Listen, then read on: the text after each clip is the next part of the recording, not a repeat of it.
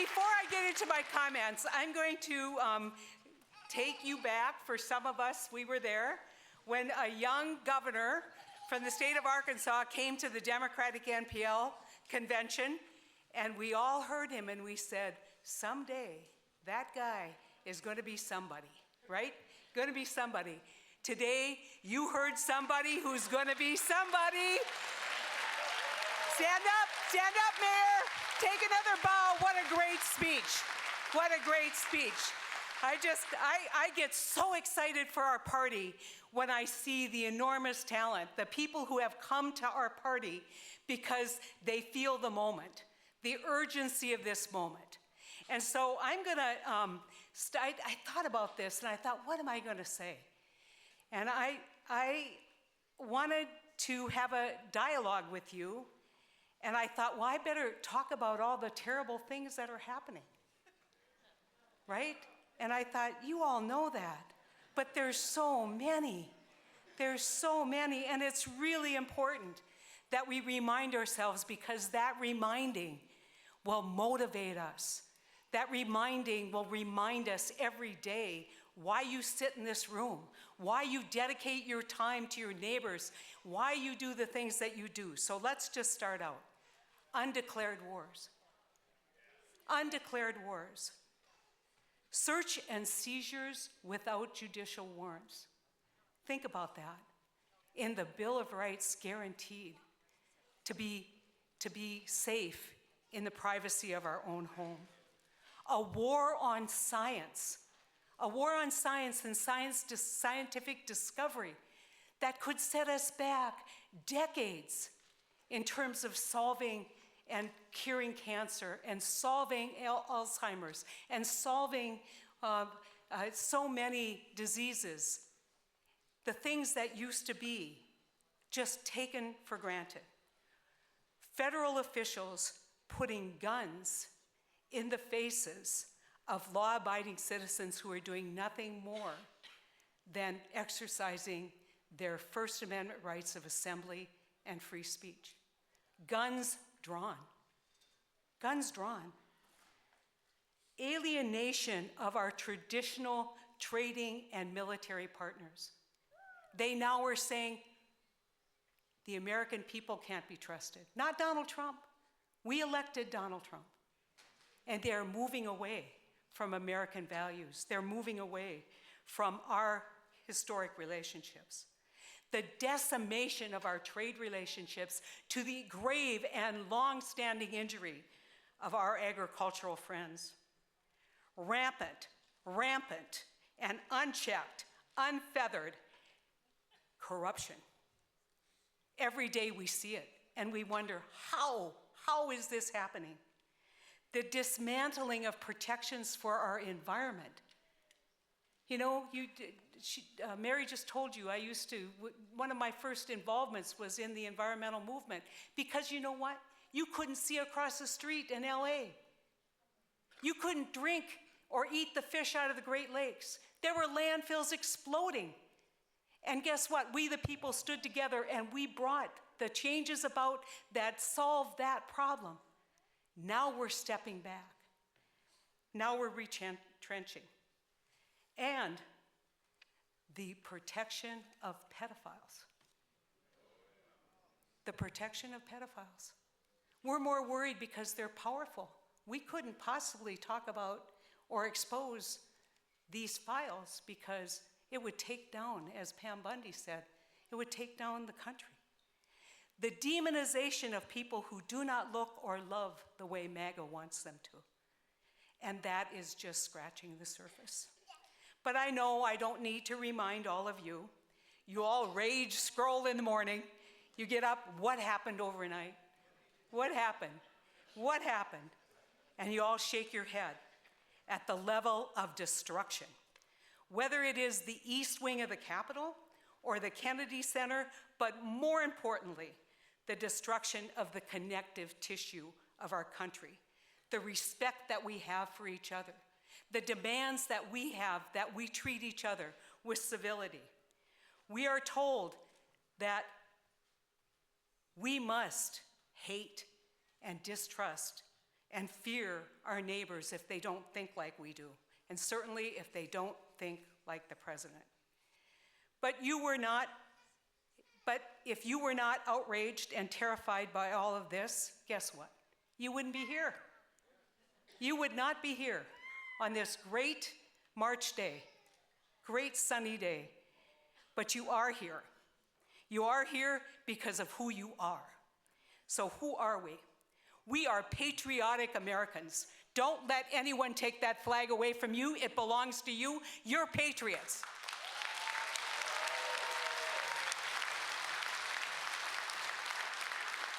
We are North Dakotans who believe that when we build a less selfish world, we do God's work. We do God's work.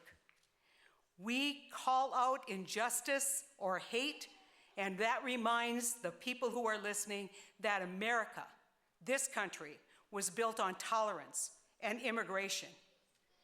We are looking for a constructive way to be part of this resistance. As Tracy said, what do we do? What do we do? We come to an event like this. So that is the lesson, I think, of our friends in Minnesota. We're so proud of our neighboring state.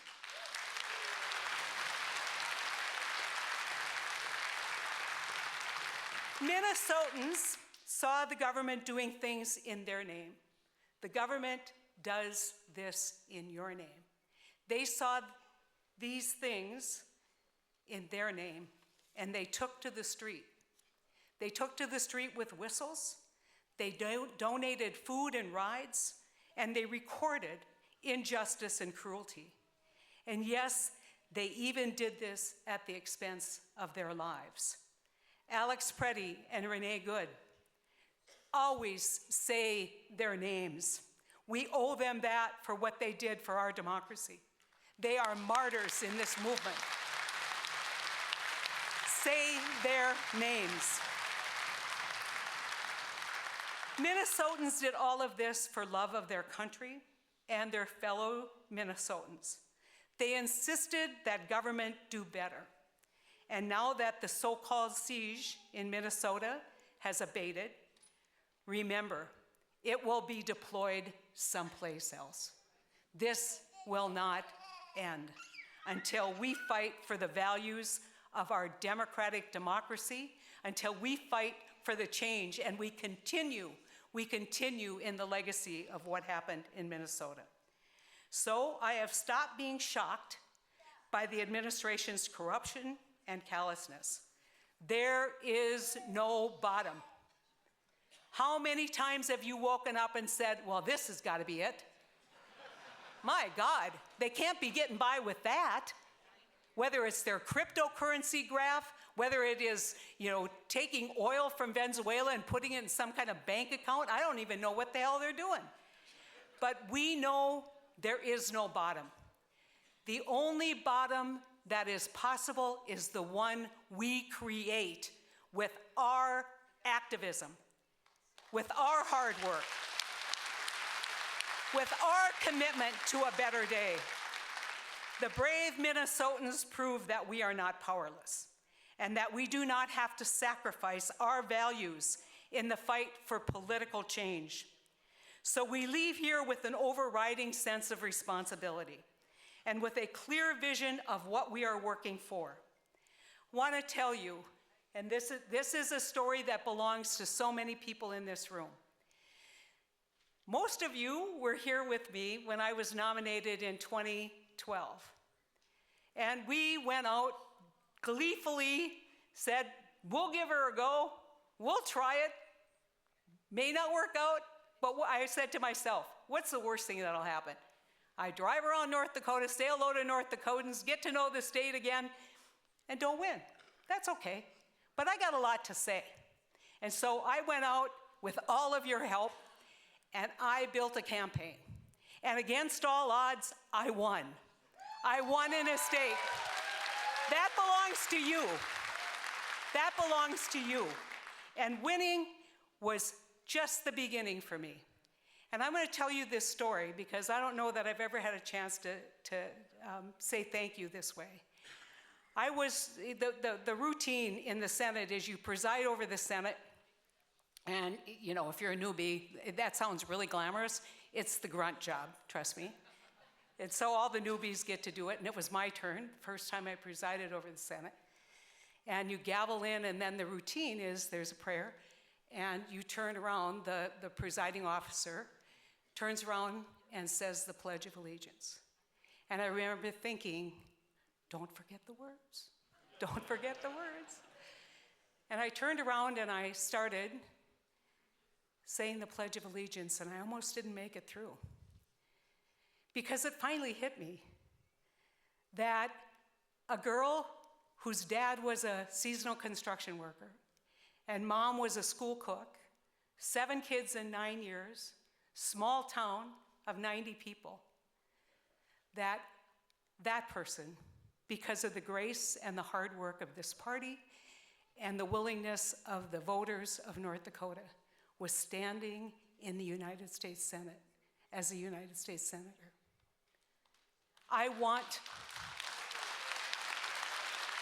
And I remember thinking, don't let anyone ever tell you that this is not a great country. But today, I will tell you, I want that country back. I want that country back. Our fathers and our grandfathers fought Nazis. They did not invite them to dinner. I want that country back. I want that country back. I remember when the Department of Justice mission was to uphold justice impartially and not punish political enemies. I want that country back. I remember when officials respected the rule of law and they obeyed, shock upon shock, court orders. I want that country back. How about you?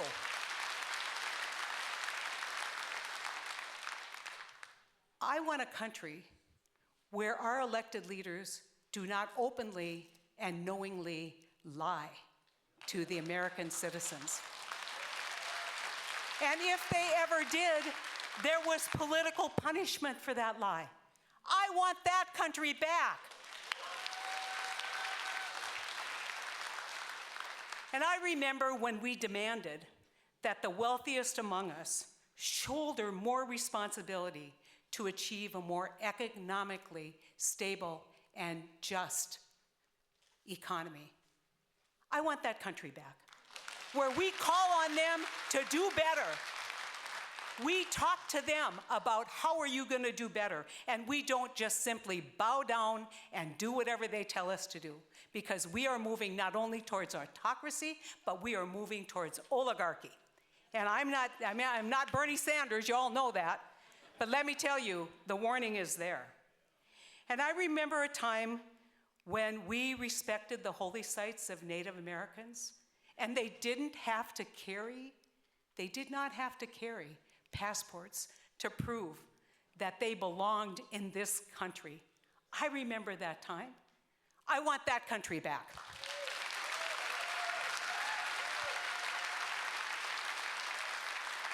And I remember when it was unchristian and really blasphemy for a political leader to be depicted as a god. I want that country back.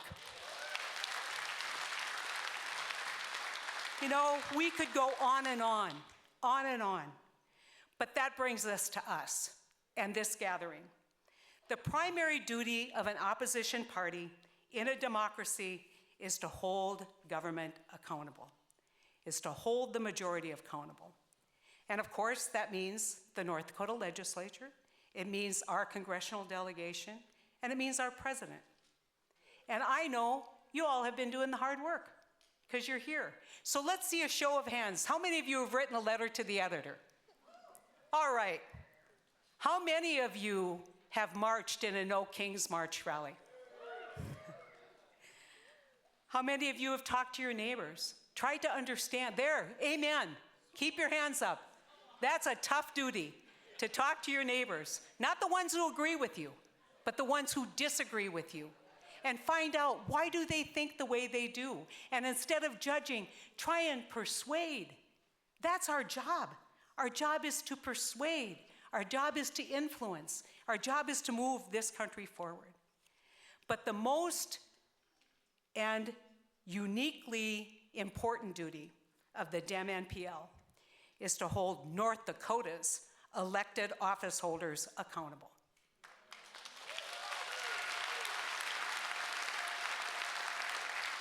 We all hope, I mean, I have this vision in my head, and it's a hope. I won't live long enough probably to see it, but that history will record and condemn the cowardness of John Hoeven, the cowardness of Kevin Kramer, the cowardness of Julie Fedorchak.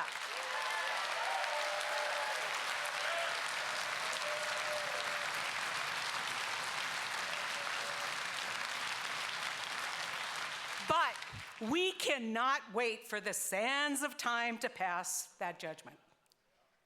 The peril is too great and the waters too troubled.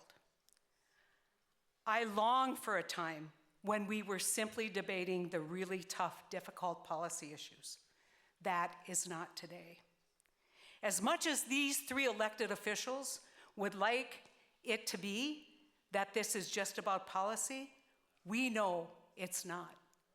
It is about a failure to do your constitutional First Amendment duty.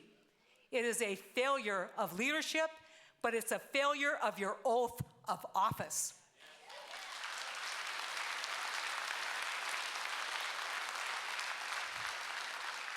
One thing I know for certain, they will never change unless the political consequences from North Dakota voters are greater than the petty consequences of Donald Trump. They will not change.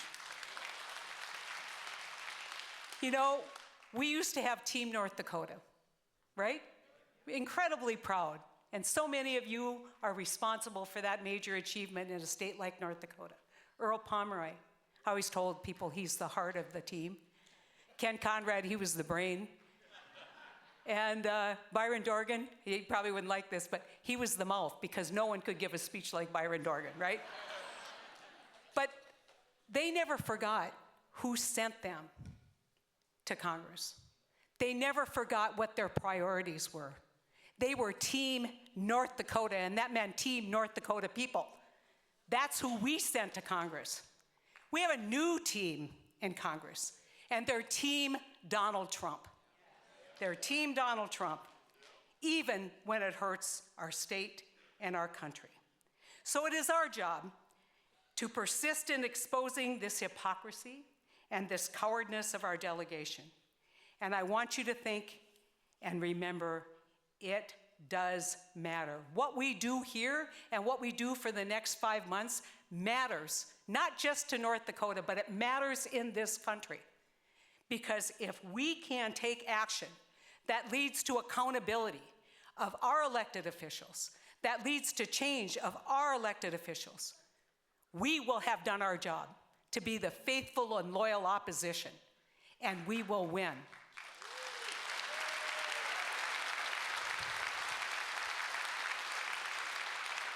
I'm recently constantly reminded of the words of Martin Luther King. The ultimate tragedy is not the oppression and the cruelty of bad people, but the silence over that of the good people.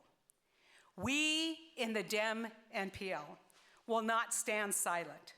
We will call out corruption. We will call out behaviors that are unfitting of our elected officials, unfitting as representatives of the great state of North Dakota and the people who live there. We will stand on the wall.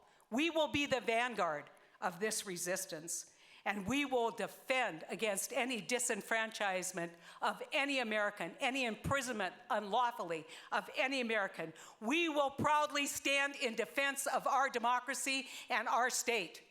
We will stand.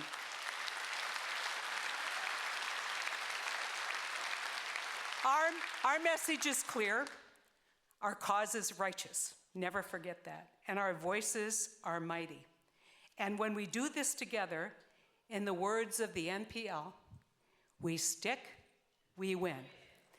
So I'm going to do something I hadn't planned on doing, but I think every good movement deserves a good song, right? You all have been sitting long, stand up. We're gonna do a little get together. And this is a song from the 1960s. Yeah. I was just a child, not really.